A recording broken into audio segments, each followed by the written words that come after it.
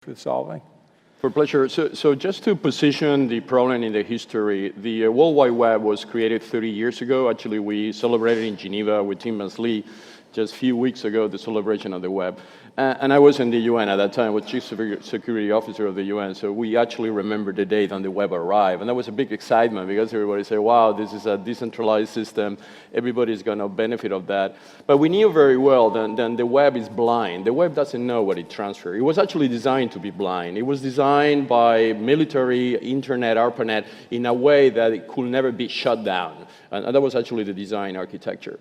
So those things that made the web so amazing has become now the major issues. Because if one of the nodes, and this is what Facebook is, what Google is, what anybody is, becomes very powerful nodes, those nodes have a gravity center which becomes so big and so strong that everything else around that gravity center gets sucked into the gravity center. It's like black holes on the internet.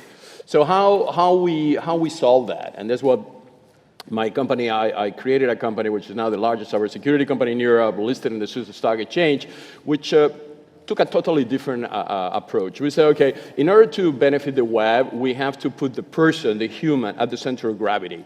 So it is the human, it's not the computer or your mobile phone or your tablet, it is the human. But the problem we have, the human does not exist in the internet. The internet doesn't know we are a human.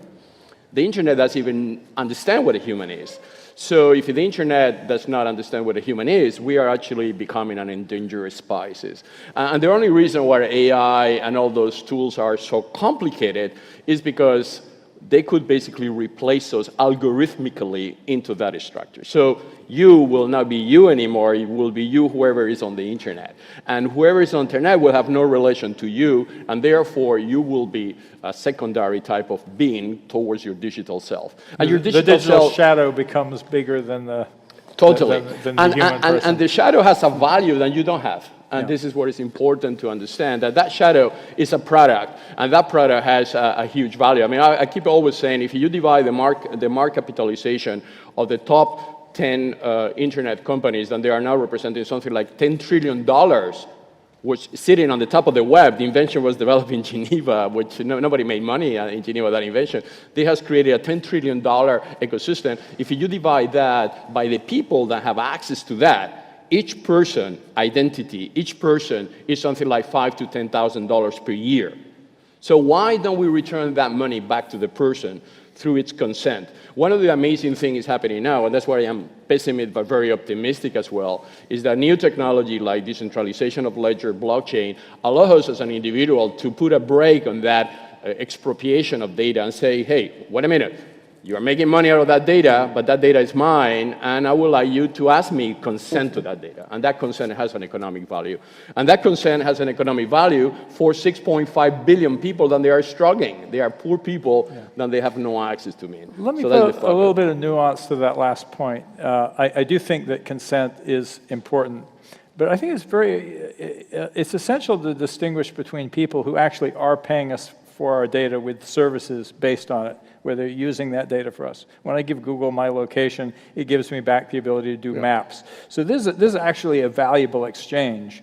But when my phone company, for example, takes my data about my location and sells it, they didn't give me any service in exchange for that. Totally. Yeah, I mean, I paid them for the service they gave me, and they took my data as well. Totally. And so we need more nuance in that discussion, because there is actually an economy of exchange that's happening with many of these companies. But the exchange... we have to ask, is it a fair exchange? Yeah, provided that you don't exchange with your identity. I mean, there's absolutely no reason to know, Google to know, or Microsoft to know who I am. I am willing to give to them what I do, provided that my PII is encrypted and on my control. And it's like walking in your house. I will not be entering into your house if you don't have my consent, your consent to enter your house.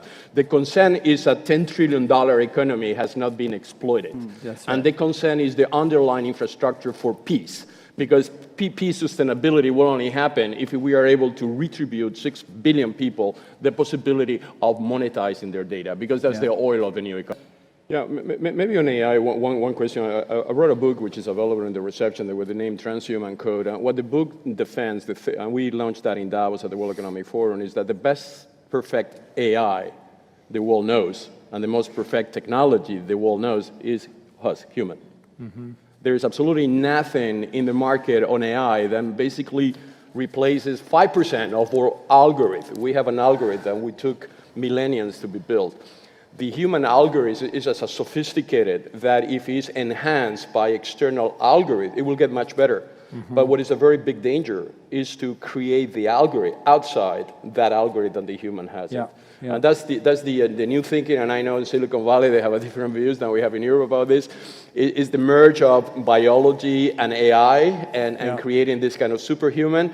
This is very scary. Yeah. So if we protect the digital identity of the individual and we create an individual that is recognized and respected by the internet, and by the way, a digital identity, it's a human right, and not everybody has a digital identity. This morning somebody said that 1.2 billion people didn't have a political identity, but this is not a digital identity. A digital identity, nearly 5 billion people don't have a digital identity. If I ask you around this, how many of you guys have a digital identity, and you raise your hands, maybe we're going to have maybe 20 people that have a digital identity. So if you don't have a digital identity, somebody has it for you already. That's right. So somebody has a digital identity. We have a digital identity. The question is whether it belongs to us or whether. But it sure belongs to us because it's your identity. Yeah. How come somebody else will own your identity? Because if that identity is owned by somebody else, the AI algorithm, which is going to data mine that identity, is going to take predictability analysis on something that is not you.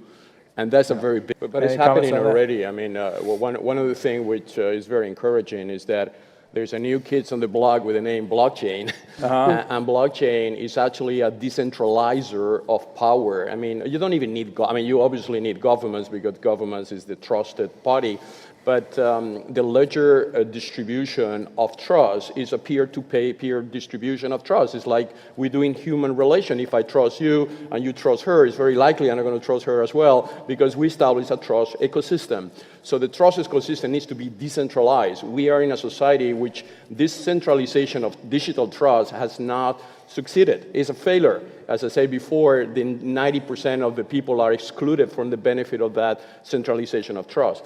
Blockchain technology is there. I am working with BRI, Blockchain Research Institute in Canada, which has organized a huge conference with the Canadian government where we are putting blockchain center of excellence all over the world, integrating existing blockchain experiences into an internet free. We need to build a new internet because the current internet